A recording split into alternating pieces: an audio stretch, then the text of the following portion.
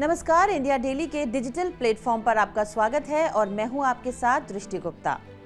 आज हम आपको हमारे राष्ट्रीय गीत वंदे मातरम के बारे में विस्तृत जानकारी देंगे, क्योंकि आज का दिन 7 नवंबर वो दिन है जब वंदे मातरम गीत के 150 साल पूरे हो गए हैं। इसी उपलक्ष्य में देश की सरकार इसे एक स्मरणोत्सव के तौर पर मना रही है। ये उत्सव देश के महत्वपूर्ण 150 जगहों पर मनाया जाएगा। ये उत्सव 7 नवंबर 2026 तक यानी कि पूरे साल मनाया जाएगा। इस उत्सव की शुरुआत प्रधानमंत्री मोदी ने आज इंदिरा गांधी इंडोर स्टेडियम के सभागार से की है, जहां उन्होंने एक डाक टिकट और एक स्मारक सिक्का भी जारी किया। वो वंदे मातरम के पूरे संस्करण के सामूहिक गान में भी शामिल हुए और एक पोर्टल भी लॉन्च किया। इस राष्ट्रव्यापी स्मरणोत्सव का उद्देश्य भारत के स्वतंत्रता संग्राम को प्रेरणा देने वाले गीत वंदे मातरम के महत्व को नई पीढ़ी तक पहुंचाना है।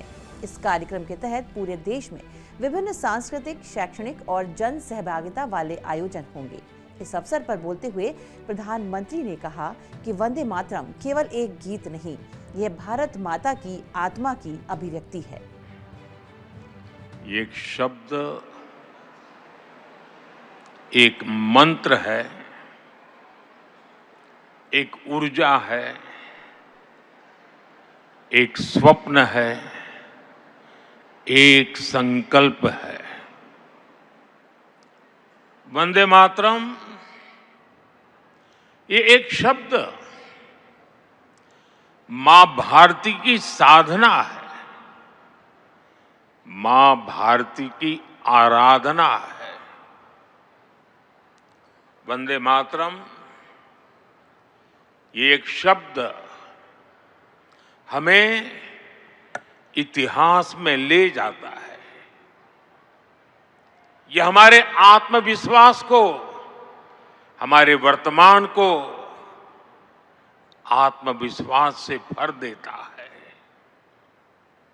और हमारे भविष्य को ये नया हौसला देता है कि ऐसा कोई संकल्प नहीं, ऐसा कोई संकल्प नहीं जिसकी सिद्धि न हो सके, ऐसा कोई लक्ष्य नहीं जो हम भारतवासी पा न सके।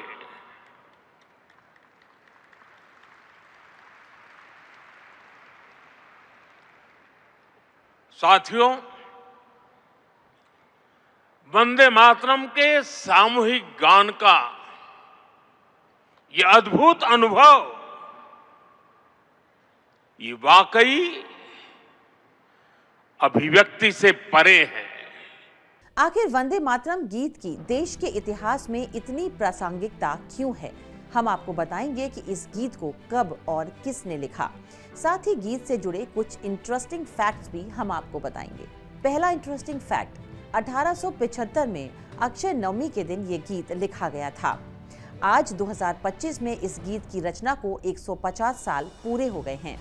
ये गीत बंकिम चंद्र चटर्जी ने 7 नवंबर 1875 को अक्षय नवमी के दिन लिखा था। बाद में यह उनके प्रसिद्ध उपन्यास आनंद मठ के एक अंश के रूप में साहित्यिक पत्रिका बंग दर्शन में प्रकाशित हुआ और 1896 में भारतीय राष्ट्रीय कांग्रेस के कलकत्ता अधिवेशन में रविंद्रनाथ टैगोर द्वारा गाया गया था। क्या आपको पता है कि मात्र 1 मिनट 5 सेकंड में इस गीत को गाया जा सकता है? 24 जनवरी 1950 को वंदे मातरम को राष्ट्रीय गीत का दर्जा दिया गया था।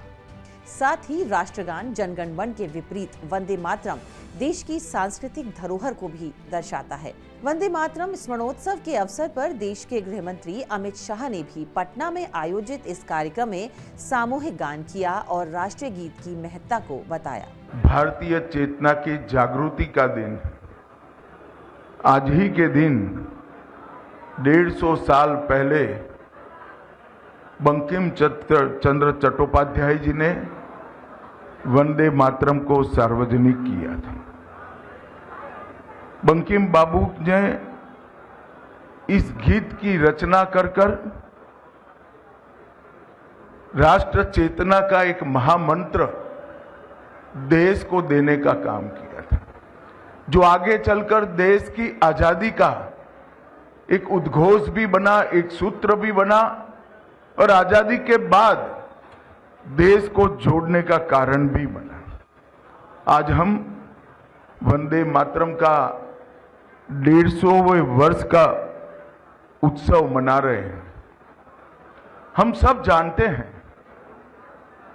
कि हमारे आजादी के आंदोलन के नेताओं ने जो स्वप्न महान भारत के लिए देखे थे, विगत 11 सालों में वो स्वप्न की पूर्ति के लिए देश के सामूहिक प्रयास से ढेर सारे काम हुए हैं।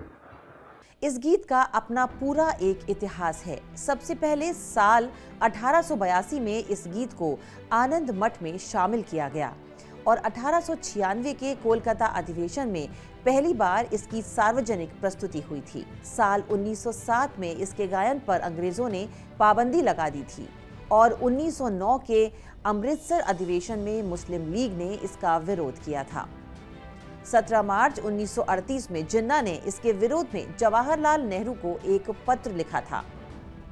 इसके बाद 24 जनवरी 1950 को इसे राष्ट्रीय गीत का दर्जा मिला था।